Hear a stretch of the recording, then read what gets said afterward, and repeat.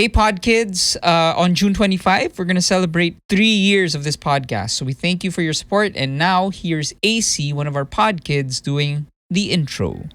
Welcome to the Wake Up with Jim and Saab podcast. Wake Up with Jim and Sab is exclusively on Spotify. And if you want to start your own podcast, you can check out anchor.fm. If you love the pod and you want to support us, make sure you follow us on Spotify. Also, you can tag us on Instagram and Twitter at Wake Up with Jim and Sab. Welcome to the Wake Up with Jim and Saab podcast. Hey, happy Father's Day, everyone. Thank you. And you too. Happy Father's Day. Oo nga. Happy Father's Day, Jim. Happy Father's Day to all the daddies. You are my favorite daddy. That sounded weird. You're my daddy. You're my favorite daddy. But you are such a great example of what a good father is. And I just want to acknowledge that on the podcast. And I'm very, very happy with how you are as a role model to our kids. Thank you. You're welcome. All right. So as much as we love Jim and hopefully most of our dads, we also have to acknowledge the fact that not all dads are great. Not all fathers should be fathers. Do you agree? Ika nga ni John Mayer, fathers, be good to your daughters. Daughters will love like you do. Girls become lovers who turn into mothers. So mothers, be good to your daughters too. That's a really great song. I think it's a Grammy award winning song. Not like I don't think John Mayer would be a good father. Just kidding. Oh my gosh, I'm kidding. So why did you parang on this special day, bakit gusto mo mangbasag ng tatay? Wala lang. I just want to acknowledge, kasi every time there's a special occasion like Mother's Day or Father's Day, I do see that some of my mutuals, you know what mutuals are? No. Mga online friends who follow each other. Yeah, those are called mutuals. Peers. Those aren't called friends. Yes, friends. It's another term for friends. Okay. Some of my mutuals, that's such a Gen Z term. I love that I'm using it. Makes me feel young. They do tweet about, how they wish they could also celebrate, but they don't have good relationships with their parents. And I feel like we have to acknowledge it. And one of the terms that gets used a lot is daddy issues.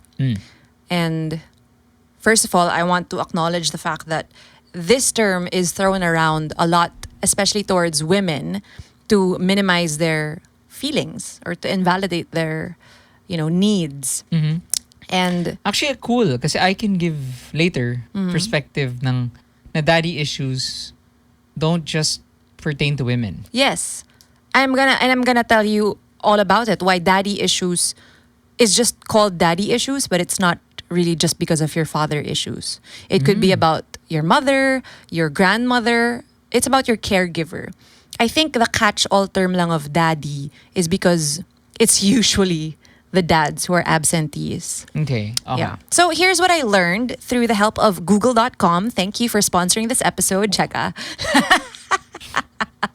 Thanks, Google. You are like my school. But this information, I got it from healthline.com. Just, Because it was the first thing that popped up. It was the first thing that popped up on Google. When I Googled daddy issues, Healthline. Daddy. Thanks, Healthline. Daddy issues. What are they? Anyway. What can I use for podcast about daddy issues? Podcast episode, daddy issues. Needs to go viral. Gago. No. Anyway, so what is it really? Again, I went on Google to help me answer this question. And so the thing about daddy issues is that you have to really go way back to understand it. Way back into your childhood. This is going to be like a therapy session for us, Jim. Mm-hmm. But according to a psychotherapist named Amy Rollo, which I got from healthline.com. Kids, this is a no-brainer, but I feel like we need to hear it just so we can fully understand it better. Kids need a dependable adult in their lives to be able to form secure attachments in the future. You got that? Yeah. Kids need a dependable adult in their lives to be able to form secure attachments in the future. What are attachments? There are two types of attachments. There is the secure attachment or an insecure attachment. So medyo gets mo naman, di ba? Yeah. So secure attachments are parang you have a sense of security in your attachments, in your relationships when your caregiver as a child paid you enough attention or was responsive to your needs, especially emotionally. And insecure attachment is brought about by the opposite, when your caregiver doesn't really respond to your emotional needs or doesn't really give you enough attention. And under insecure attachments, there are three types. Okay? Are you with me, guys? Yes. The first one is anxious preoccupied. I wonder if you guys resonate with any of these. Can I make a guess? Okay, sige. Anxious preoccupied? Yes. Meaning the caregiver is too busy and therefore is anxious most of the time, therefore cannot provide. No. Itong attachment, itong insecure attachment na categories, they're about the child na as they grow up. Ito yung na-form nilang attachment. So yung anxious preoccupied, this is when they super crave closeness or they're always insecure about their partner leaving them. Okay. So that's anxious preoccupied. The second one is dismissive. And this, sorry. Go ahead. These things. Yeah, go ahead. I have the knowledge from healthline.com. Go ahead. Yeah, throw me anything. I'll have the answers. Hello, Mayo Clinic. Wala dito sa healthline.com, no? Kanina pa ako nagbabrowse. Hello, Amy Rollo from healthline.com. Ano yung sagot sa tanong ni Jim? Charot. Ano nga ang tanong mo? So, yung insecure, itong levels na sinasabi mo, is it about... They're categories, Jim. They're not levels. Okay, categories. Is it towards any relationship, basically? Yes, it's not just about... Not just to the father or the mother, okay? It's not parental. It means parang insecure something towards to your even your relationships. Girlfriend. And, all relationships. Towards all the relationships. Go ahead. Okay? So the next one is dismissive. Okay na, Jim? Yes. Charot. The next one is dismissive avoidant. This is when you have trouble trusting other people. This is when you always fear getting hurt. Okay. And then the next one, the last one, is fearful avoidant. That's when you're unsure about your intimacy or you keep running away from your difficult feelings. So honestly, they sound very similar. Siguro, especially yung dismissive avoidant and yung fearful avoidant. Yun yung parang ayaw mo na lang mag-start ng relationship kasi sa tingin mo masasaktan ka lang, so ayaw mo na. And the other one is like, oh my gosh, like please, wag kang aalis, dito ka lang. So these are forms of insecure attachment styles. Again, if you have an insecure attachment style, it can, how do you say it? It can manifest in different forms. Parang these are the symptoms. I'd call it symptoms. So if you're always anxious when you're not with your partner. Why don't we rename it? Kasi medyo hindi name-friendly itong ginawa ni Maya. Hindi, healthline nga to eh. Sabi mo Maya. Amy. Ni Ami. No. Level 1 is clingy. The level 2 is... it was dismissive avoidant. That's when you have trouble trusting and fear of getting hurt. So clingy, non-committal, and what's the third one? Fearful avoidant. So I guess that's What's when the you never. difference of the second and the I guess third? that's when you never ever even start. Okay. Because the second one could be like, I like you, I'll try, but also like ayoko masyado, ganon. Okay. And then the third one is tama. Yun. Okay? Okay. So, but overall, those three categories are under insecure attachment. Mm-hmm. So these are the signs that you do have insecure attachment. Okay. It's when you're anxious when you're not with your partner. It's when you always need a lot of reassurance. And this is not just in terms of your partner, but like around other people.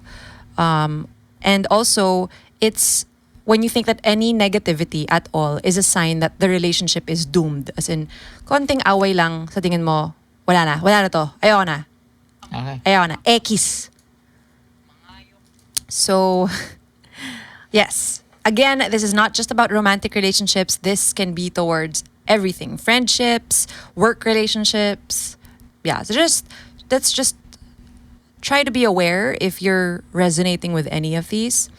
And now that we know the difference between insecure and secure attachment, I think we go back to daddy issues and that term. I think it's very important for us not to use that term to, again, minimize a woman's basic needs in a relationship. Kasi usually ganun, di ba? Parang, kung kumari, if a girl naman just wants you to be there for her, tapos parang, ano ba yan, ang clingy nito? May daddy issues siguro to. Like, it's like, she just wants quality time with you. Ganun You know? ba? I think you have to... Do people do that ba? Yes, of course. I mean, that's like, what we want to avoid. Yung parang ginagaslight ka and just throws it like that. I mean, I've never experienced kasi thinking like, alright, I dating someone and I think like, crappy, may daddy issues to. Yeah. Well, Is that a thing? I think, yes, for some people. Okay. Pero ikaw, napansin ko sa'yo, every time we watch someone on TV or a movie, you always say, oh, daddy issues. Yes. And it's interesting because when I use that term, it's not about anything intimate or sexual.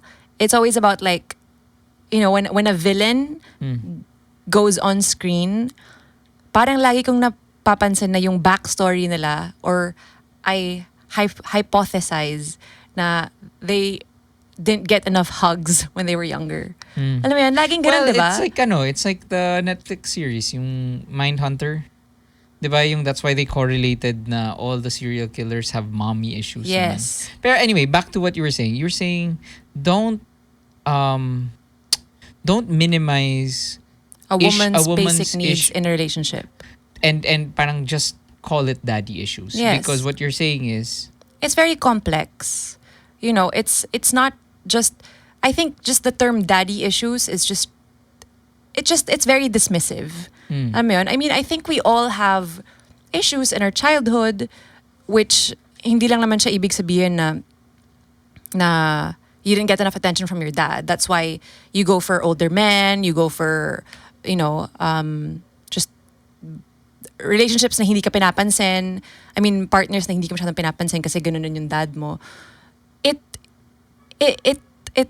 It's not nice. Yun yung point ko. It's not nice to just say, oh, you've got daddy issues. I feel like if you have a partner who is very clingy, I think it's important to understand with her or him why they are this way. And I think it's better to be helpful than to just label it and then just call it a day. Because nga, itong daddy issues, quote-unquote daddy issues na to, it is a catch-all term for your childhood relationship with your caregiver, be it your mother or whoever took care of you. And I learned from healthline.com that that apparently people, human beings, we just always go back to what we're used to. okay. So yun yung thing, yun yung actual issue dito. If hindi ka pinapansin nung bata ka, yun yung hinahanap mo in your relationships. Ganun pala yun. Kaya pala tayo napunta sa dito kasi yun nga it's my first time to go and watch Girls on HBO and I'm loving it. Yes. And I asked Saab, ko, ganun ba talaga? Like, are there some girls talaga who really get obsessed with men who don't like them? Pero we'll do that on another episode pala. Yeah. Iba pala. Yeah. So anyway, ano ba yung mga what are the most common or most popular kailan sinasabi na may daddy issues to? So pagiging clingy? And actually, because nga, the reason why it's always thrown at women is because if a woman has sex too soon, if a woman doesn't want to have sex, or even the fact that kumari, if you're in bed and the woman calls you daddy, parang it's like, parang, oh shit, this girl has daddy issues. When in fact, it's not the sexual needs that is that's not what daddy issues is about, It's just parang sex is just a manifestation of those needs. Not even. I mean, kumbaga, if you're looking for hello Healthline. You're looking for comfort, and you constantly look for assurance, and sex is that's your parang mode of communication of assurance, 'di ba? Yes. Kasi for example, ako, would you say I have daddy issues? In terms of your relationship towards me, because you're not clingy. I'm not clingy, but nakikita ko naman yung parang constant seeking of approval. Di ba? Yeah. I mean, and that's not just towards your dad. That's your parents, your caregivers. I mean, because nga we grew up very with a like we had to, kumbaga we wanted to impress. We had to, parang we were very goal driven. Yes. Na parang kaya nga parang you can only buy a PlayStation if you hit straight A's. Parang ganon. So, pero it's not naman a daddy issue. I'm just saying na parang I know what you're trying to say. Your behavior today was shaped. Yes, is shaped by how you were as you were brought up. And that's very important because nga that's why parenting is so important, and being emotionally available for your children, because no matter what you say, it will really affect them as they grow older. And that's something that's not really talked about as much. I think the reason why it is called daddy issues, and the fact that it's usually the father that's an absentee, it's because nga lumaki tayo in a world where pagiging macho means not dealing with your emotions.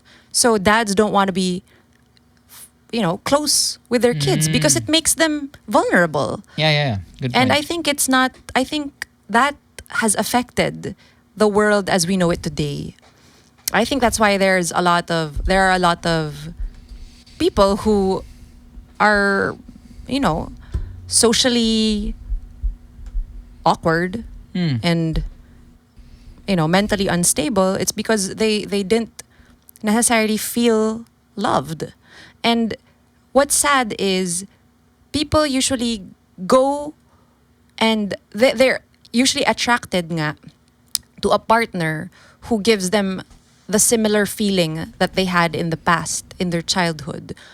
And why they do it is because subconsciously they feel like if they get that person's love, they will get their parents' love. Isn't that so sad? Yeah, and that, that's... Like for example, if your father or your mother wasn't paying you enough attention as a child, and then as you grow older, you're attracted to a relationship na hindi ka masyadong pinapansin, na kasi parang, oh my gosh, ganito kasi dapat talaga yun kasi ganito ako pinalaki. So this is normal. So, okay, can you please be mine? Or like, can you be in a relationship with me? Not mine, sorry. We're not about possessiveness here. But can you be in a relationship with me? Can you love me? Please, love me, love me, love me. Because subconsciously you feel like if that person loves you, that will make up for the fact that you didn't feel loved by your parents. And that's just so sad. So, siguro the point of us talking about this is if you find yourself going back to relationships that are bad or are toxic and paulit-ulit siya na even if it's another person, it's still the same, I think it's time to revisit your childhood. Try to think about it, even if we don't want to confront these things. think about it, how were you raised? How was it in your childhood environment? And if something makes sense to why you are behaving the way you are today, then maybe it's time to confront that. And if you can see a therapist, a licensed professional, all the better. I super agree because it's the same thing that I say about jobs. Diba na parang you keep quitting your job, you keep looking for a new job, and then you find yourself in the same situation. Like you quit because of your boss, you quit because of this. Pero until you identify the triggers, it's gonna keep happening. So kahit anong trabaho yan, Even diba? if your boss is nice. Yeah, you're- even if it's may aircon yung office, you know, kahit ano, and just like in relationships, ganun yun eh. Parang, we know our friends, diba, na parang they get so down whenever they break up with someone, and then they say, why does this keep happening? Diba? Kasi it's obviously there's something about them na that they haven't changed. Yeah. And even if let's say the factor is external, let's say kunwari, let's say you're always being cheated on. There's something there that diba, you get attracted to unfaithful people or Emotionally unavailable yeah. partners. Oh. Yeah. Tapos ako I will share naman how daddy issues affect men and how it manifests after this break. Ambot, wala ko kasabot. Mangayok ko pagpahuway. Gugmalas. Palihog. We now have Bisaya shirts on linyalinya.ph. I never learned the dialect, but my parents are Bisaya and I'm very proud of this. So yeah, if you have friends who are Bisaya or you're Bisaya, hope you can check out linyalinya.ph and check out our new shirts. Use the promo code Jim and Saab for a discount. Okay, so men and daddy issues. I personally saw this growing up in high school and actually until now. Yung back to your point about the whole macho thing, that's ano eh, parang it's so hard for men who grew up with their dads being so macho and not communicating na, uy, ang galing mo anak. Uy, ano anak. And they see kung paano yung tatay. Diba na he's quiet pero babaero. He sees na everything. So parang therefore They want to be like their dad.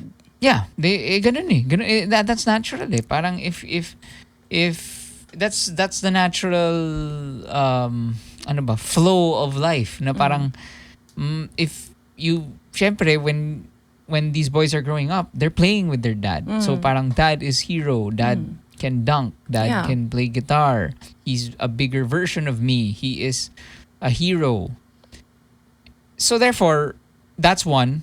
Diba? So parang kaya nga yung mga kilala kong mga naging cheater, most of the time, mga rampant cheater yung talagang, it's because yun yung kultura na sinet ng dad nila. Na parang, the dad most of the time are the ones that made them lose their virginity. Oh my God. I mean, like, tara, labas tayo, anak, binyagan kita, pabinyag, pa ganon. What? That happens? Yeah. Oh my. So, and lalo na with this culture here nga, ang weird talaga dito sa Philippines na sobrang prevalent yung ganong kultura. Kaya Na nga, and I parang- think it's just passed on from generation to generation eh. Parang they think that's the way you show your child that, this is my bonding with you. And I think that needs to change. But I see naman na there are some dudes na ganyan yung tatay and therefore they're like, fuck, I'm never gonna be like that. Well, Diba?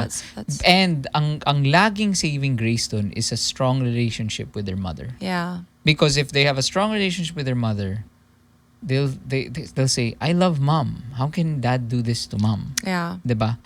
But anyway, that's one. But that also still creates issues in the future, diba? Kasi parang they'll have that anger and resentment. And that's why it's really important for us to process our feelings and face it. Yeah. And ako, I think, I think another way that nakikita yung daddy issues sa guys is, yun nga, parang, and this is more subtle. It's the constant search for approval. Yeah. Because talaga, I can't explain it. Pero iba talaga yung, I think it's the same with girls. Kaya nga ako, yung daddy issues na to, even if it's parang ginagamit nga yung term to target women and to like slut shame them most of the time, the real term is really just attachment issues. And this is for everyone. Men, women. Yeah. So ako naman, I'd like to end on a happy note. Na I was going to end on a happy note. Are you meron ko bang sabihin about it? Wala na. Wala na actually maisip eh. Parang yun lang talaga eh. Parang parang it's really that eh. Yung the way they see women, the way they objectify women. I see that as, I really see that as daddy issues. It's a horrible parenting style. Yeah. Okay. Go. So what I was gonna say is, Jim, as I think you are such a great father, what can be your advice to the men who are listening to this podcast, even if they're not fathers yet, but parang if being vulnerable or being emotionally available is weird to them or is alien to them, maybe you can give some tips on how to maybe kahit slowly incorporate that into your life as a father. Like when the baby is there, what do you do? How do you start? I think it starts with well, one, I want to give my appreciation to you. Kasi marami ako natutunan from you. Like kunwari, let's say, from me or from healthline.com? From you. The simple things like you saying na parang I liked how even before we had kids, you set up the dynamic na hindi to magiging parang good cop, bad cop. Good cop, bad cop. And like being hands-on, especially in the early age, physically. That's the way they can. That's yun yung love language ng babies. There's That's nothing all else. they know. Kahit gumawa ako ng tula at whatever, walang pake sila, diba? They just want to feel hugged and whatever. So, ako that's one that in the early stages. Even if you're scared, no? Because you were I think guys are mostly scared to hold their babies. A baby. Like kaya ako, I've never held a baby before until our kids. Our kids. Yeah. Promise. And I think it helped kumare kahit you're just lying down and then if your partner or whoever can help put the baby on your chest. Yeah, I think that was the difference rin eh. Kasi diba with Pancho, I did the kangaroo thing. Yes. Weren't you doing that with Vito too? I did that too. Yeah. Pero I think yung advice Skin ko, to skin. especially for non-fathers, is that for men, like my dad was never, hindi siya ganun eh. Hindi siya lumaking ganun eh. Hindi ma-express ng feelings. He's now 65 and he learned how to do that. Because the one thing that I admire most about my dad is his structure, priorities, and how he puts his values above everything else. And those things kasi will help your children even if you don't express yourself properly. Because if you have structure, you'll be able to see the big picture. You'll be able to see that ganun yung dad ko, I'm sure, like growing up, like okay bang relationship namin? Okay. Kulang ng one-on-one. We need a one-on-one. Ganon. So that's structure. And then, what's the second thing I said? Structure. Discipline. Sorry. Di- Something about Values? values. That was the last one. Okay, ano yung second? Hindi ka lang nakalimutan ko. Oh my God. Just think about it. Structure. Something about like, something about discipline. Di ba? Anyway, adaptability. Okay. Yun na lang. Okay. So, yes, structure is important and having, and being disciplined and What? nagulat ako sa nag-ending song shit. Okay, sorry. Okay, structure, sorry, nagtumugtog na yung, so the podcast is telling us na tapos na yung show. But anyway, structure, discipline, and adaptability, because yun nga, as men, you learn. Like, right now, I feel like I'm very open. I'm an open book, and I will be an open book to Pancho and Vito. Pero what if, they have, what if the tablets 5 years from now become, like silicon suits, and, something that I would never do, but, alam, gets mo? What do you mean? Hindi, parang You're willing to adapt. Yeah, parang for example, let's say they say, Papa, sobrang love ko ang itong bagong Mexican pop disco thing. Tas, I would be the usual. I confine myself. This is parang LCD. No, don't ever do that. I know. That's why I'm saying you have to learn how to adapt. And then yung last ko, yung values nga. Kasi I really saw sa dad ko, it's small things like never abusing company money. Mm-hmm. Never simple things like, Papa, can I use this car to go to a soiree? Let's say he has a fancy car. Sabi niya, no, that's a company car. You can't do that. Like Papa had nung uso pa yung Nokia, he had an 8810, and during that time that was like the shit. And I was like, he wasn't using it anymore. Yeah. It was in his office. It was done. Because he upgraded. I super wanted that because I thought like, shit, if dala ko to sa school as a grade 6 dude, I'd be like the coolest kid.